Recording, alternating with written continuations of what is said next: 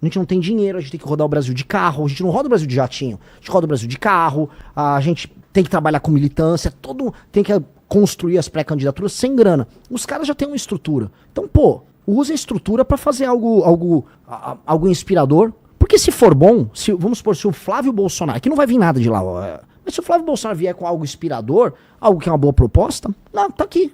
Pô, eu defendo também. Não tem problema nenhum. Ideia boa tem que ser copiada. O ruim é copiar a ideia ruim. Agora, venham com as ideias, venham com os conceitos. O que aconteceu? O que o Kim passou hoje ou ontem? E sobre audiência de custódia, o que você tem que falar? Cara, o Kim Kataguiri, ele... Como é que eu falo do cara? Eu tava ontem falando com ele por telefone. Porque eu conheço o Kim, como eu falei, como o nosso japonês, molequinho... Fedido lá, jogando videogame no escritório. E ele se tornou um cara... é o deputado que é mais resolutivo. O que eu chamo de resolutivo? Não apenas ele tem produtividade com relatórios, mas ele passa relatórios importantes, ele passa projetos importantes. Ou seja, o impacto do Kim na vida das pessoas é muito bom, é muito positivo. E ele ter conseguido... Pô, você tem essas bancadas de deputado, que são os deputados policiais, que dá muita audiência, sabe? Ah, sim. Dão muita audiência. Ele sempre elege o capitão não sei o quê, o coronel não sei das quantas, o tenente não sei o quê, o cabo blá blá blá. E aí é o japonês que joga videogame, que passa o projeto, que endurece as penas. É o cara do videogame. E é o cara. Ele conseguiu agora? Porque ele imagino é bom que demais. ia ter muita resistência, né? No governo Lula. Imagina você passar um projeto Então, de segurança pública aumentando pena no governo Lula. É de olho na eleição, você acha? O governo Lula, obviamente, não gostaria de passar um projeto desses. Só que de olho na eleição, ele é obrigado a sancionar o projeto. Porque senão ia colar nele. Senão ia dar ruim. Ia falar, pô, você tá até no ano eleitoral defendendo o bandido? Mas o Lula vetou, inclusive, um trecho do projeto do Kim. Agora, todos os projetos que envolvem segurança, o governo do PT, ele tenta mitigar. Então, o Kim passou um projeto que ele é muito bom. Ele aumenta todas as penas para furto, roubo e receptação e também para crimes online. Até porque boa parte dos crimes do Brasil são cometidos na internet. Golpe contra idoso, o escândalo do INSS, em grande medida, é um grande esquema de golpe contra idoso. E você não tinha tipos penais que pegassem isso. Então, o que o Kim fez? Sabendo que ia haver uma sabotagem do Centrão, sabendo que haveria, vamos dizer, sabotagem de políticos à esquerda, ele conseguiu um projeto que aumentasse as penas por furto e roubo. Então, você aumenta a pena por furto e roubo, se for celular é agravante, se for a mão armada é agravante. Por quê? Aí entra a inteligência. Porque a maior parte dos assaltos são assaltos de celular no Brasil. As pessoas roubam carro, roubam casa, roubam carteira, mas o principal é o celular. Foi criada toda uma indústria para roubar celular aqui. Aqui você tem uma indústria. No centro de São Paulo, você tem, por exemplo, a máfia dos nigerianos que recebem esses celulares e aí vão mandar. Tem muita gente que vai falar, pô, hoje é verdade, eu já vi meu celular, depois o cara tem um iPhone, eu vi que ele tava lá, sei lá, na Nigéria, sabe?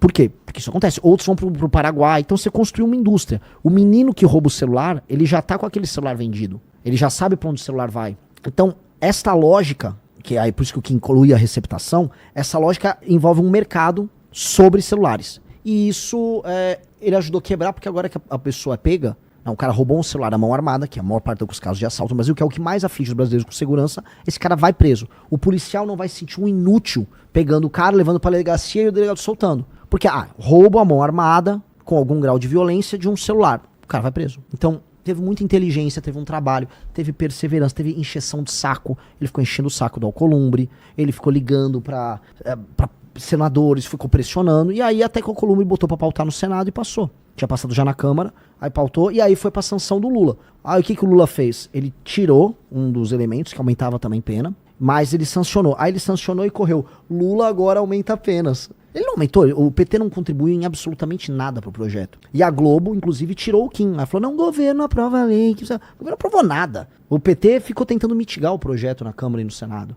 O Lula que agora quer tentar tirar uma lasquinha desse assunto. Então, pouco importa, assim, as pessoas que importam, elas sabem que é o projeto do Kim, a autoria do projeto do Kim.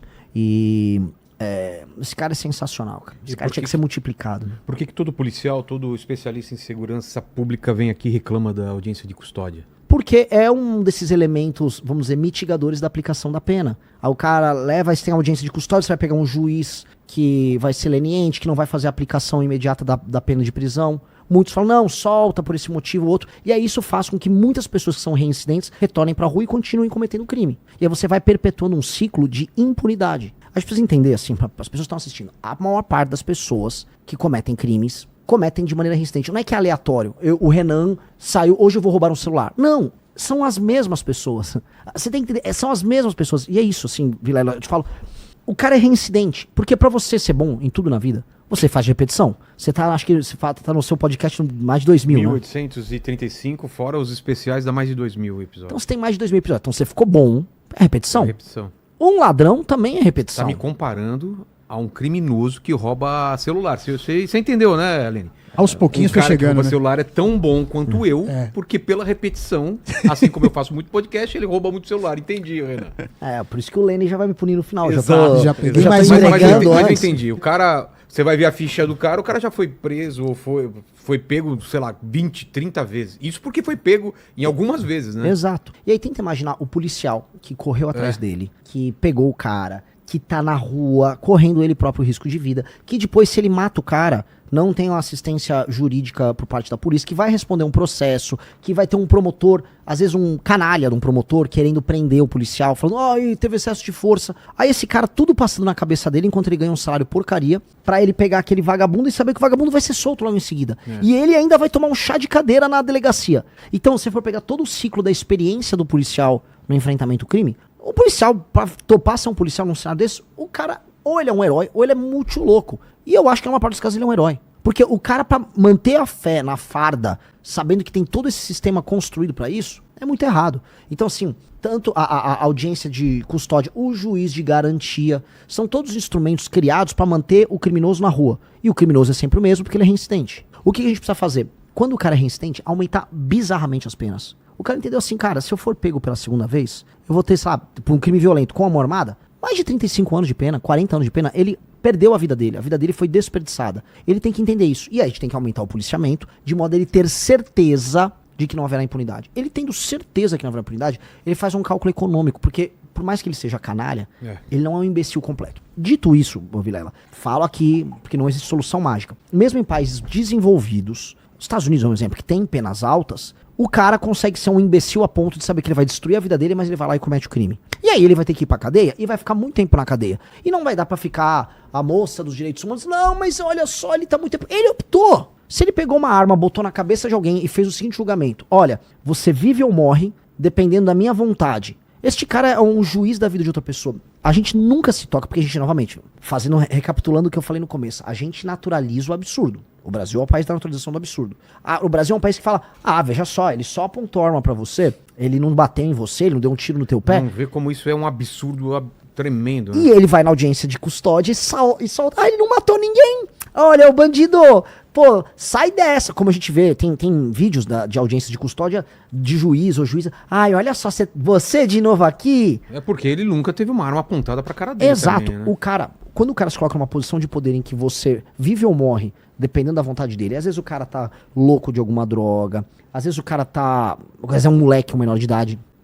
Toda a tua vida, todos os teus sonhos, todos os seus amigos, a sua mãe, o que o seu pai sonhou sobre você, tudo aquilo tá na mão daquele cara. Aquele cara tava decidindo ali, vou matar ou não você. Este cara, só de se colocar nessa posição, que é uma posição de juiz da tua vida, este cara, na minha visão, não pode sair da cadeia. Você se tornar o juiz da vida de outra pessoa, que é o assalto à mão armada, você tem que ser muito punido. Você tem que ser punido, assim, da maneira mais pesada possível. Porque ser um juiz da vida alheia e se colocar numa posição de deliberar se alguém vive ou morre é uma das coisas mais autoritárias que existem. É de um autoritarismo a ideia de que sua vida vale um celular e que se você não entregar, ou se você tremer a mão, o celular cair no chão e ele desconfia, ele dá um tiro em você, e a gente não se toca. Isso é muito absurdo. Países como, os Estados Unidos entendem isso. Puxou a arma, tá cometendo, você vai ficar muito tempo preso. A gente aqui na audiência de custódia, mas não levou a óbito ninguém, ele nem atirou. Imagina, ter uma arma fria, usou essa arma fria pra assaltar alguém, cara, pra mim, se o policial viu, é tiro na cabeça, tem que matar. O cara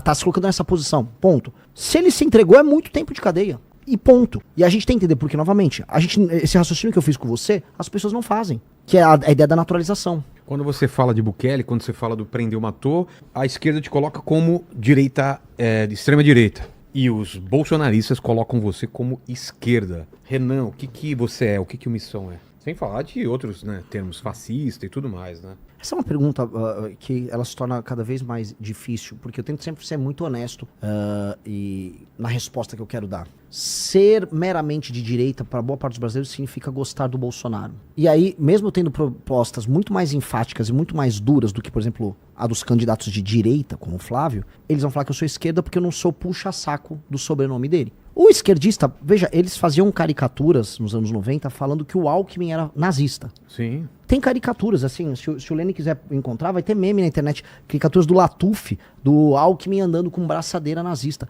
Pra eles, qualquer um que discorda um pouquinho vira fascista, vira nazista. Então, é um tipo de ataque que não conta. O do bolsonarismo é um ataque que faz parte da ideia de que eles definem se você é ou não um inimigo. Olha, se você não tá com o Bolsonaro, você é inimigo, então você é um comunista. Isso é vazio. Então, se você estuda as nossas propostas, a ideia de lei e ordem, você vai falar que nós somos um grupo à direita. Ponto. É um grupo à direita. Qualquer classificação clássica, qualquer literatura, se eu vou botar um professor sério de ciências políticas para estudar, eu vou falar, isso aqui é um grupo de direita. Beleza. Entretanto, a gente tem uma coisa aí, uma característica nossa, minha, do Kim, de todo o time. Nós somos criativos e nós procuramos soluções fora da caixa. Por exemplo, aquilo que eu falei pra você no começo do programa sobre os prefeitos nos interiores do Brasil. Isso é um problema de esquerda ou de direita? Não dá pra saber, eu não sei. Eu não sei se é um problema de esquerda ou de direita. É um problema. E qual a solução que eu tenho que trazer? Uma solução de esquerda ou de direita? Os problemas não são de esquerda e de direita. A solução talvez passe por um pensamento, uma ideologia. Exato. Então, a solução que eu trouxe é uma solução que você vai encontrar alguns paralelos no Japão, outros na Inglaterra, Itália, e outros muito na China. Eu não tô ligando se a China é comunista, se o Japão é capitalista. Eu não tô ligando. Aí eu quero trazer a melhor proposta possível. E eu vou olhar com generosidade. Eu quero olhar a experiência chinesa de maneira generosa. Eu quero olhar o que Israel faz com startups de maneira generosa. Vou tomar nota. Eu vou olhar Botsuana. Botsuana tá ultrapassando o Brasil. Renda per capita, um monte de coisa. Pô, vou aprender com Botsuana. Vou aprender com Ruanda. Ah, eu acho que é Kigali. Me corrijam aí, acho que é Kigali a capital da Ruanda. Kigali tem programas de limpeza pública. Uma cidade mais bem cuidada do que as nossas. Kigali, os caras estão passando por guerra e tudo mais. Então eu vou aprender. Ó, tô tomando aula aqui com os caras. Eu quero aprender como todo mundo e não importa se tem cor de esquerda ou cor de direita. Eu acho isso uma discussão idiota. Agora, em princípios valorativos, eu acredito no direito à vida, acredito em lei e ordem, acredito em direito de propriedade. Acho que o motor que induz a criação humana e a capacidade humana de se organizar e gerar riqueza é o indivíduo e é a organização, vamos dizer, privada entre indivíduos. Mas não nego a capacidade que o Estado tem de juntar as forças produtivas para a gente poder acelerar esse processo. Então, sendo essa pessoa, sim, dá para colocar que eu sou de direita, mas eu e o nosso time somos um grupo que imagina soluções e estuda essas soluções sem se preocupar com rótulos. Quem que é extrema direita?